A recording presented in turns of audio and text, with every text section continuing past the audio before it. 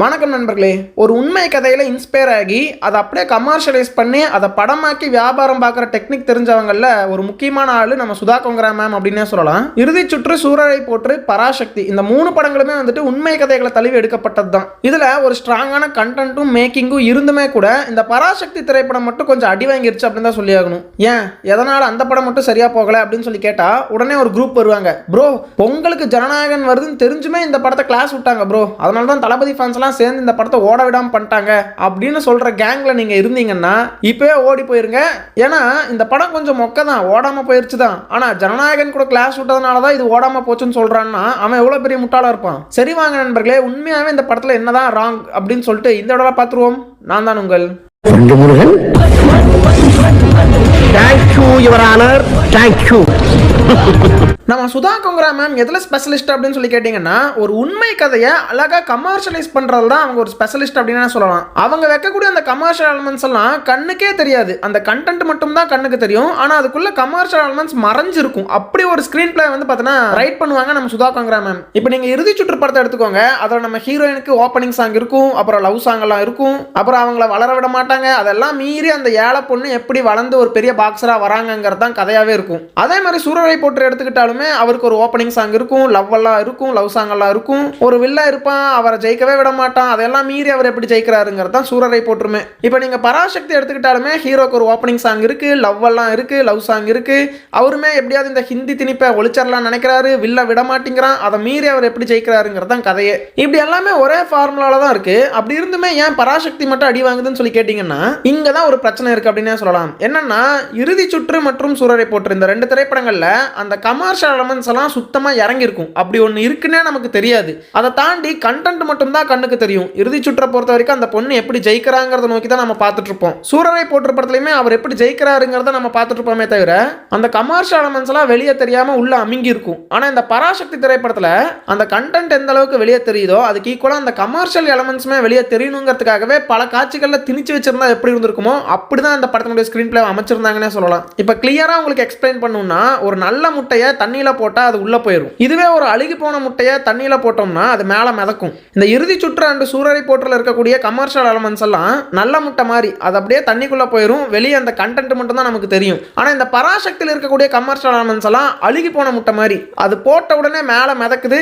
அதனாலேயே கண்டென்ட் எவ்வளவு நீட்டா இருந்தாலும் சரி அதை மேலாப்ல மிதந்துகிட்டே படத்துக்கு எடுத்துருச்சுன்னு தான் சொல்லி ஆகணும். இன்னொரு தப்பு நம்ம சுதா கொங்கரா மேம் அவர்கள் என்ன பண்ணியிருக்காங்கன்னா, நம்ம லோகேஷ் கனகராஜ் அவர்கள் என்ன பண்ணாரு அதே தப்பை தான் இவங்களும் பண்ணியிருக்காங்க. நம்ம லோகேஷ் அவர்களை பொறுத்த வரைக்கும் இந்த கைதி, விக்ரம் போன்ற திரைப்படங்கள் எல்லாம் ஒரு ஃபைட் சீக்வன்ஸ் வந்த உடனே விண்டேஜ் சாங்ஸ் யூஸ் பண்றது, அப்புறம் இந்த கண்டெய்னரை கடத்துறது, ஒரு வில்லனை காட்டிட்டு அந்த வில்லனுக்கு மேல இன்னொருத்தர் இருக்கான் அப்படின்னு பில்டப் கொடுத்து கிளைமேக்ஸ்ல கேமியோவா கூட்டு வர்றது, இந்த மாதிரி எலமெண்ட்ஸ் எல்லாம் இவருடைய திரைப்படங்கள்ல இருக்குன்னு சொல்லிட்டு நாம எதிர்பார்ப்போங்கிறதுக்காகவே கூலி படத்துல அதெல்லாம் தேவையில்லைன்னா கூட திணிச்சு வச்சிருந்தாரு இல்லையா. அந்த மிஸ்டேக்கை தான் சுதா கொங்கரா மேமுமே பராசக்தி படத்துல பண்ணியிருக்காங்க. என்னுடைய படம்னா ஒரு உண்மை சம்பவத்தை தழுவி எடுக்கப்பட்டிருக்கும். அதுல ஒரு இன்ட்ரோ சாங்கு, ஒரு லவ் சாங்கு, அப்புறம் ஹீரோவை எதிர்க்கக்கூடிய ஒரு வில்லன் கேரக்டர், இதெல்லாம் தாண்டி எப்படி ஹீரோ ஜெயிக்கிறாங்கிற ஒரு ஃபார்மட் தான் என்னுடைய படம். இதைத்தான் என்னுடைய படத்துல மக்கள் எதிர்பார்ப்பாங்கன்னு சொல்லிட்டு அதை எல்லாத்தையுமே திணிச்சு வச்சிருக்காங்க இந்த பராசக்தி திரைப்படத்துல அப்படின்னே சொல்லலாம். லோகேஷ் அவர்கள் கூலியில பண்ண தப்ப நம்ம சுதா கொங்கரா மேம் பராசக்தியில பண்ணிட்டாங்கன்னு தான் சொல்லி ஆகணும். ஸோ இதெல்லாம் தான் இந்த படத்துல ராங்கா இருந்துச்சு அப்படின்னு சொல்லிட்டு எனக்கு பட்டுச்சு. அதெல்லாத்தையும் சொல்லி முடிச்சிட்டேன். சரி வாங்க இப்போ அப்படியே லைட்டா இந்த படத்தை ரோஸ்ட் பண்ணி விட்டுருவோமா.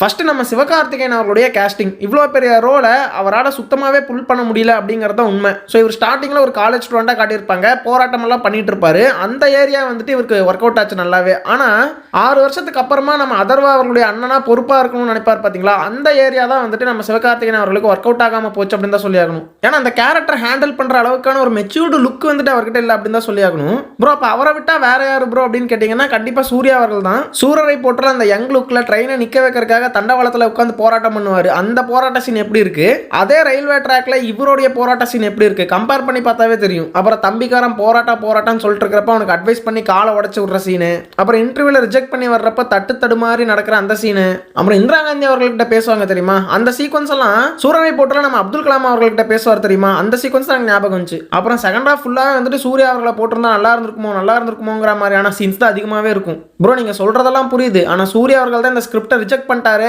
என்ன பண்றதுன்னு சொல்லி கேட்பீங்க. அப்படியே அவர் இல்லைன்னா கூட அடுத்த ஆப்ஷனா நம்ம தனுஷ் அவர்கள் கிட்ட தான் நானா இருந்தா போயிருப்பேன். ஏன்னா எங்களுக்கும் சரி மெச்சூர்டு ஆட்டிடியூடுக்கும் சரி நம்ம தனுஷ் அவர்களுக்கு சூப்பரா செட் ஆகும். அண்ட் ராயன் திரைப்படத்துல கூட தான் தம்பிகளுக்கு ஒரு நல்ல பொறுப்பான அண்ணனா வந்து பார்த்தோன்னா அவர் நடிச்சிருப்பாரு. அவ்வளோ மெச்சூர்டான லுக் வந்து பார்த்தோன்னா அந்த கேரக்டர்ல இருந்துச்சு. ஸோ கண்டிப்பா இந்த செலியன் கேரக்டர்லயுமே அவர் நல்லாவே சூட் ஆயிருப்பாருன்னா எனக்கு ஃபீல் ஆகுது.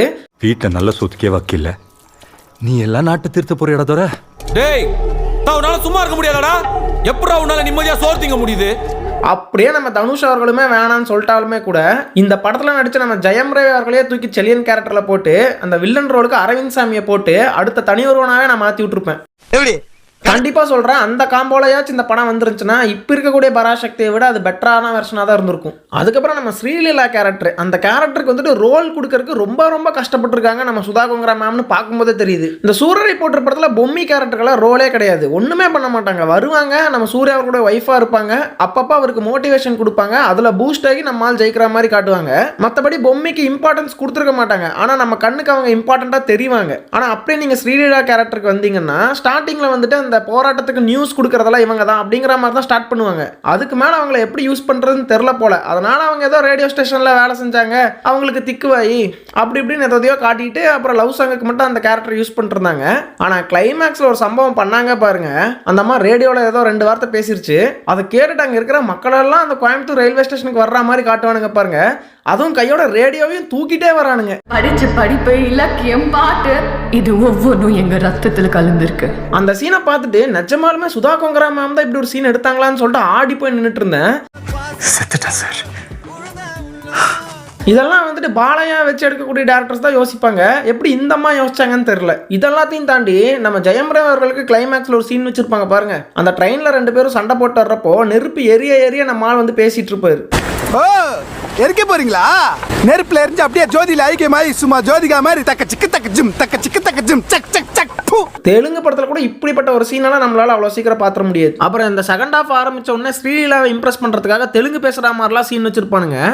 தெலுங்கு అంతేగా మరి రత్నమ్మ. முதல்ல அந்த அம்மாவுக்கு தெலுங்கு தெரியற மாதிரி எதுக்கு காட்டணும் இந்த படத்துல அப்படின்னு சொல்லிட்டு தெரியல.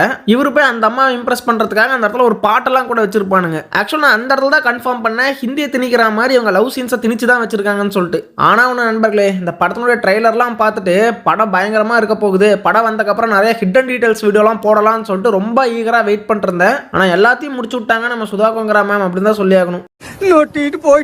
சரி ஓகே நண்பர்களே, இந்த படத்தை நம்ம பெருசா ரோஸ்ட் பண்ணலாம்னு சொல்லிட்டு எனக்கு தோணல, அதனால தான் வாட்ச்றாங்கன்னு சொல்லிட்டு இப்படி ஒரு வீடியோ பண்ணிட்டேன். சரி ஓகே நண்பர்களே, உங்களை நான் அடுத்த வீடியோவில் சந்திக்கிறேன்.